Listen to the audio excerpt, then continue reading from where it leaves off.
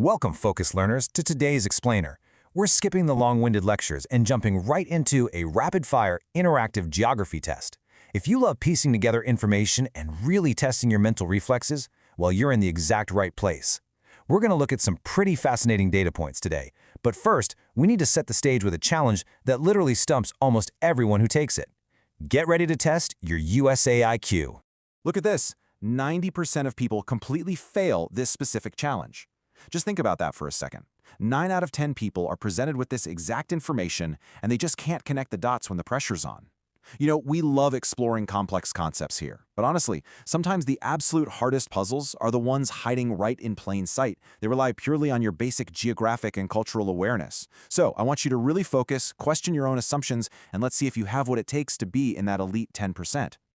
Okay, let's dive into this. We've got the iconic Statue of Liberty representing New York. Then we have the sunny, palm tree-lined streets of Los Angeles.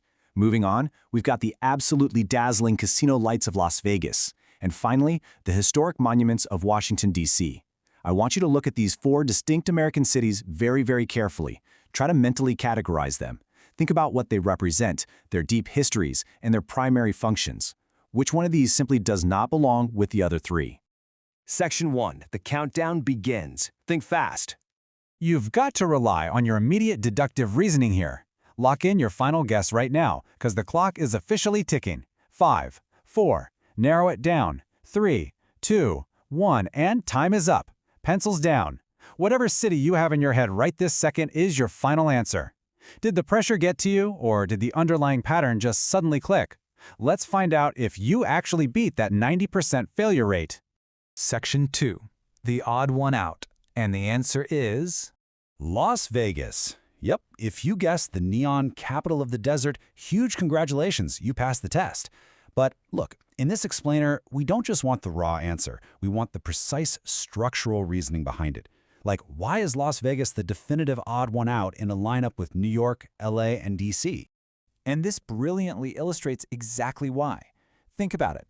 New York, Los Angeles, and Washington, D.C. all share a massive civic weight. They act as global or national capitals of commerce, politics, and giant government operations, right? They're these foundational hubs of administrative power. But Las Vegas, it stands entirely on its own. It was built purely as an oasis for entertainment. It thrives entirely on casinos, huge shows, and desert escapism. It completely lacks that traditional, foundational civic infrastructure that basically defines the core identity of our other 3 contenders. Section 3. Mind-blowing Vegas facts. The scale of entertainment. Now, what's really interesting about this slide is the sheer staggering data behind our winning city. 40 million. 40 million individual human beings. That is the volume of visitors Las Vegas receives every single year. It's just a phenomenal statistic.